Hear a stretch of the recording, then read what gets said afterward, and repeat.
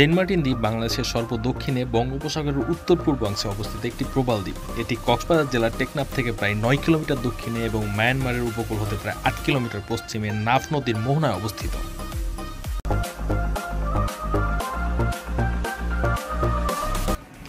কেন যাবেন Saint Martin? যদি বলেন সমুদ্র দেখতে, তাহলে আপনার জন্য পরামর্শ হলো সমুদ্র দেখার জন্য কষ্ট করে আপনার সেন্ট মার্টিন যাওয়ার দরকার নেই। কক্সবাজার কুয়াকাটাতেও আপনি সমুদ্র দেখতে পাবেন। সেন্ট মার্টিন যাওয়ার মূল কারণ হচ্ছে রহস্যের সন্ধান, নির্জনতার রহস্য, প্রাকৃতিক সৌন্দর্যের রহস্য।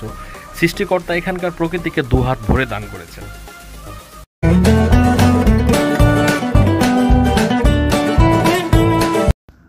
তো বন্ধুরা, আমরা আবদুল্লাপুর থেকে রিল্যাক্স পরিবহনে একটি বাসে করে টেকনাফের উদ্দেশ্যে রওনা হলাম। তো রিল্যাক্সে ওঠার কারণ হচ্ছে আবদুল্লাপুর থেকে আসলে আর কোনো বাস পাওয়া যায় না, সো আমরা এটা ধরেই টেকনাফ যাওয়ার জন্য রওনা হলাম। তো যখন আমি ঘুম থেকে উঠি তখন অলরেডি আমি চলে আসছি কুমিল্লা। সো এটা হচ্ছে একটা ব্রেকিং পয়েন্ট। সো এই জায়গাতে আমরা কিছু খাওয়া দাওয়া করে ফেলি। এখানে অনেক বেশি প্রাইস, জমজম হোটেল। সো তারপরও আমরা অল্প কিছু খাওয়া দাওয়া করে ফেলি যেন আমাদের খিদা না লাগে, কারণ আমরা সন্ধ্যা 7টার সময় উঠেছিলাম এবং বাস প্রায় সকাল 5টা-6টা বেজে যাবে নেক্সট পয়েন্টে যেতে। সো কিছু খেয়ে ফেলেছি। তো এরপরে সকালবেলার যে দৃশ্য, সেটা হচ্ছে টেকনাফের কিছু গ্রামের। সো এটা অনেক ভালো লাগার মতো একটা দৃশ্য। সো এটা দেখতে দেখতে আমরা সামনের দিকে এগোতে থাকি। সকাল 8টা নাগাদ আমরা চলে আসি জেডি ঘাটে। সো এখান থেকে আমরা স্পিড বোট ভাড়া করব, কিন্তু এখানে স্পিড বোটের যে সিন্ডিকেট, এটা দেখে আমি জাস্ট অবাক হয়ে গেছি। এখানে প্রচুর পরিমাণে স্পিড বোট আছে, কিন্তু স্পিড বোটগুলো ছাড়ছে না, কারণ সামনে কিছু সমস্যা আছে। সমস্যাগুলো বলতে তারা বলছে যে বিজিবি এখান থেকে স্পিড বোটগুলো ছাড়তে দিচ্ছে না, বা তাদেরকে হয়তো কিছু টাকা কমিশন দিতে হচ্ছে, বা হয়তো এখানে ট্যুর নিষিদ্ধ। তো যাই হোক, সব কিছু নিষিদ্ধ হওয়ার পরেও চলার পরেও নিষিদ্ধ হয়ে আছে। সো এরকম একটা সমস্যা এখানে আছে। তো আমরা এই সমস্যাগুলো সলভ করার জন্য আমরা এগিয়ে যাচ্ছি স্পিড বোটের কাছে। তো এখানে প্রচুর পরিমাণে ভিড়, 2-3 ঘন্টা ধরে মানুষ সিরিয়ালে দাঁড়ানো। বাট আসলে অনেকে আছে যে টাকা নিয়ে দাঁড়িয়ে আছে, কিন্তু স্পিড বোট ছাড়ছে না বা টিকিট পাচ্ছে না। আমরা অনেকক্ষণ যাবৎ প্রায় 1 ঘন্টা টাকা নিয়ে দাঁড়িয়েছিলাম এবং 8 জন না হলে টিকিট দিচ্ছে না। সো আলটিমেটলি আমাদের কপাল ভালো যে আমরা 8 জনই ছিলাম। সো আমরা 8 জনে অনেক কষ্ট করে একটা টিকিট পেয়েছি এবং আমরা স্পিড বোটে উঠে পড়েছি যাওয়ার জন্য, রওনা হওয়ার জন্য। আমাদের অনেকেই আছে যারা সাঁতার জানে না, তো তারা স্পিড বোটে ওঠার পর অনেকটা ভয় পাচ্ছে যে আসলে কী হবে বা কেমন হবে পরিস্থিতি। এটার জন্য আমার ভিতর কনফিডেন্স আছে, কারণ আমি সাঁতার পারি এবং পানি আমাকে অনেক ভালো লাগে। পানি আমাকে কখনো ভয় লাগে না, পানি আমাকে অনেক ভালো লাগে। আমি সেখানে কখনো ঘুরতে যাই না যেখানে পানি থাকে না। সো চারপাশের যে পরিবেশটা, এটা জাস্ট মনোমুগ্ধকর একটা পরিস্থিতি এখানকার। সো দেখেন যে দুই দিকে আপনার গাছ, আর মাঝখান দিয়ে আমরা যাচ্ছি অনেকটা সুন্দরবনের মতো। এরকম ব্যাপারটা আসলে বেশিক্ষণ থাকে না, কারণ যখন সমুদ্রে চলে যায় তখন আসলে একটা হালকা একটা ভয়ানক পরিস্থিতি ক্রিয়েট হয় যারা পানি ভয় পায় বা উত্তাল সাগর ভয় পায় তাদের জন্য, কিন্তু তারপর আসলে কোনো প্রবলেম নাই।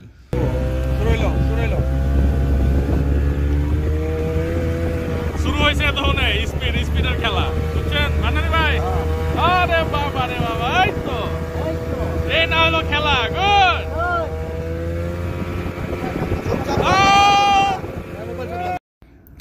এটার একটি ঘাট। এখান থেকে মূলত মায়ানমারের সাথে হয়তো আমাদের বাণিজ্যগুলো হয়, টুকটাক ছোটোখাটো ট্রলার জাহাজ যাতায়াত করে, এছাড়া অন্য কোনো জাহাজ এখানে যাতায়াত করে না। সো আমরা নাফ নদী থেকে আসলে সমুদ্রের দিকে যাচ্ছি। আমরা কয়েক মিনিটের ভিতর সমুদ্রে যাব।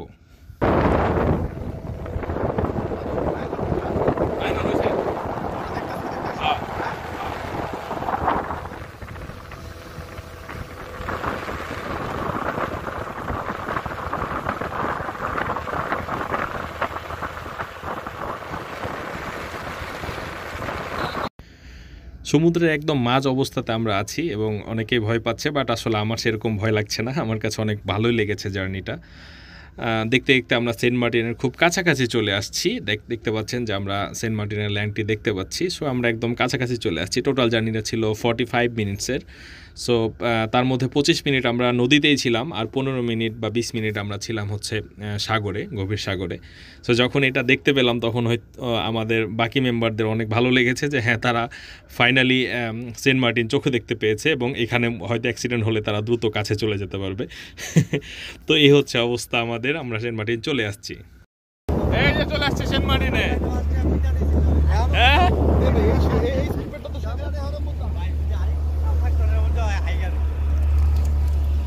এই ভিডিও কিন্তু এটা রিয়েল লাইফ করে দিব, আপলোড করে দিব।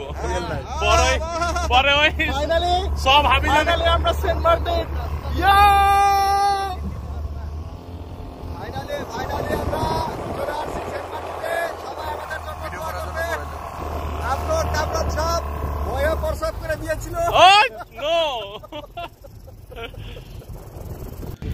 সো ফাইনালি আমরা সেন্ট মার্টিনে চলে আসছি, এবং আমি বেশ কিছুক্ষণ সময় বিচে হাঁটাহাঁটি করি।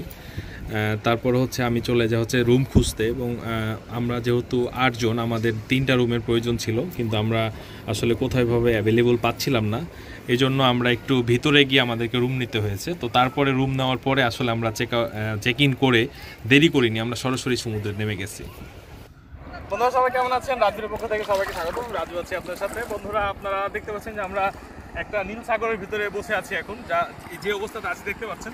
তো আমরা সেন্ট মার্টিন আইল্যান্ডে আসছি ঘুরতে। সো এখানে যদি আপনি নিজে না আসেন তাহলে আসলে আপনাকে বোঝানো যাবে না যে এই জায়গাটা কত সুন্দর। মানে ক্যামেরার মাধ্যমে তো পুরোটা ফিলটা আপনাকে দেওয়া যায় না। তো আমরা যে জিনিসটা উপভোগ করছি তার হয়তো 25% আপনাকে আমরা ভিডিও করে দেখাতে পারবো বা বোঝাতে পারবো। সো চেষ্টা করছি আপনাদেরকে দেখানোর পুরো সেন্ট মার্টিনটা। এই প্রাকৃতিক সৌন্দর্য আপনি কোথায় পাবেন? জাস্ট আপনাকে সাউন্ডটা একটু ফিল করতে হবে, এবং আপনাকে প্রাণ খুলে জিনিসটা উপভোগ করতে হবে। আমি এখানে প্রায় 2 ঘন্টা মতো ছিলাম, আমার আসলে একটা মিনিট বোরিং কাটে নাই, আমি একটা মিনিট নিজেকে বোর ফিল করি নাই, নিজেকে জাস্ট পুরোটা সময় যে আসলে কীভাবে আমার কেটে গেছে আমি নিজেও জানি না। এজন্য আমি আগে আপনাদেরকে বলেছি যে আসলে আমি হয়তো আমার সেন্ট মার্টিন ট্যুরের অভিজ্ঞতার 5% হয়তো আমি আপনাদেরকে মানে উপলব্ধি করাতে পারবো না। সেটা আপনি এখানে না আসলে আসলে কোনোভাবেই এটার প্রকৃত রূপ আপনি উপভোগ করতে পারবেন না।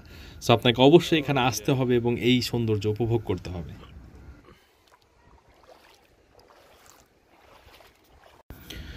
তো এরপরে প্রচুর টায়ার্ড থাকার জন্য আমরা সন্ধ্যার পরেই বের হয়ে যাই খাবারের খোঁজে, যে আসলে আমরা রাত্রে কী খাবো। তো যেহেতু সেন্ট মার্টিন আসছি অবশ্যই ফিশ ফ্রাই খাবো।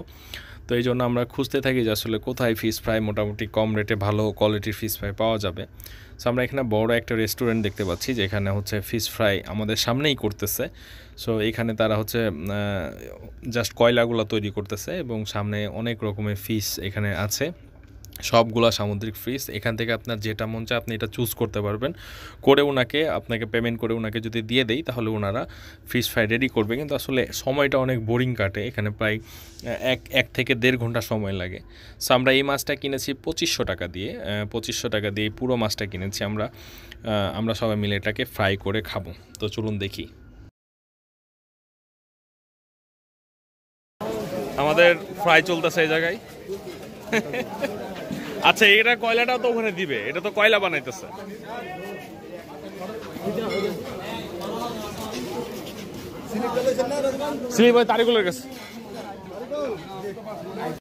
কিছু দুস্থ অসহায় লোক এখানে বসে আছে, এরা সবাই খাবে। তো আমি এদের জন্য অর্ডার দিয়েছি, দেখা যাক। আমি বলেছি সিরিয়ালি সবাইকে বসতে।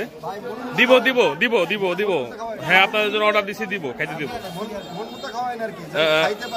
না, এত মন মতো তো দেওয়া যাবে না, তবে সবাই দিব, একটু একটু করে হইলেও দিব, সমস্যা নেই।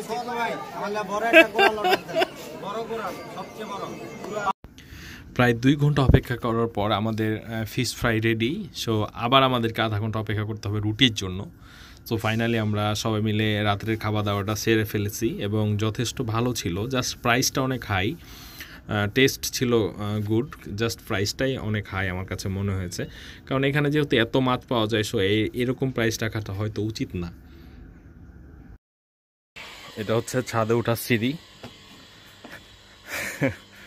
কাঠের সিঁড়ি। ছাদে এখানে বসে থাকার কিছু ব্যাপার স্যাপার আছে, চাইলে যে কেউ বসে থাকতে পারে। ঝুলার ব্যাপার স্যাপার আছে, এখানে ঝুলানো যায়। এখানে আপনার হচ্ছে টেন্ট করা আছে, কিছু জিনিসপত্র আছে এটার ভিতরে, যেটা চাইলে ব্যবহার করা যায়। এখান থেকে সমুদ্র হালকা দেখা যায়, ওই যে এই বিল্ডিংটা হয়ে যাও, তারপরে দেখা যাবে না। হোটেল থেকে বের হলাম, এখন যাইতেছি আবার বিচে গোসল করার জন্য। এই যে খালি পায়ে বের হয়েছি গোসল করতে।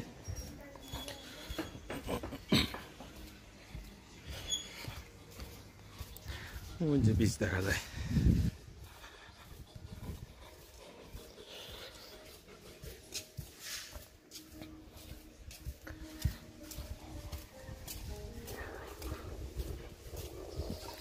আশপাশে সব রিসোর্ট, এগুলো তো থাকা যায়। সেক্ষেত্রে যত কাছের দিকে যাব তত বেশি ভাড়া পড়বে। যেমন আমরা ওইখানে ছিলাম, ওইখানে 1000 টাকা রুম, সামনে গেলে হয়তো 2000, 3000, 4000, 5000 এরকম।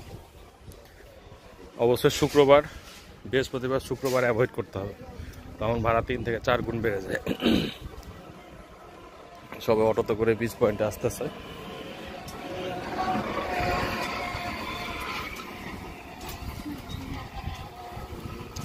এরকম অটোতে করে সবাই বিচ পয়েন্টে আসে বিচে গোসল করার জন্য। গতকালকে যেগুলো আমরা পাথর দেখেছিলাম সেগুলো এখন দেখা যাবে না, কারণ ওগুলো এখন পানিতে ডুবে গেছে ম্যাক্সিমামই। আস্তে আস্তে ভাটা হবে, তো এই হচ্ছে প্রসেস।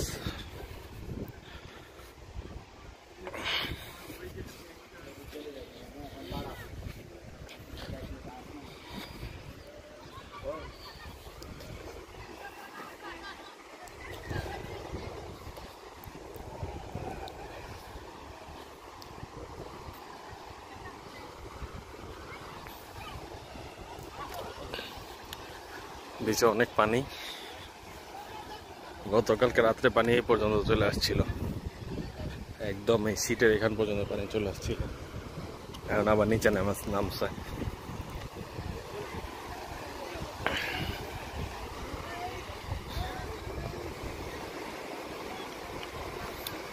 আমাদের ট্যুরের বাকি সদস্যরা কোথায় বুঝতেছি না, ওইদিকে আছে তারা বাকি সদস্যরা।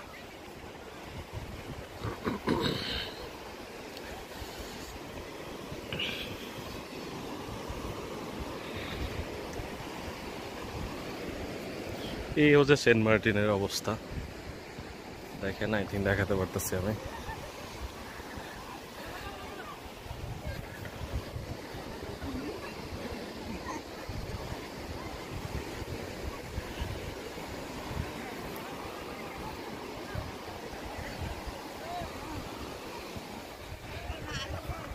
ওই যে আমাদের বাকি সদস্যরা ওখানে ফটোগ্রাফি করতেছে।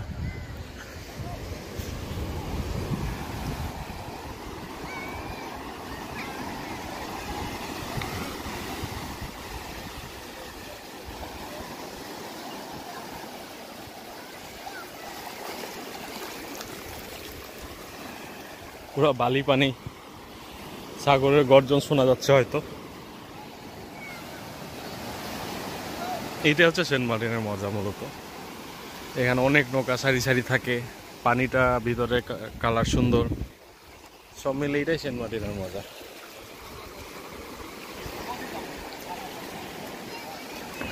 ওখানে একজন উঠে বসে রয়েছে, চিল করতেছে।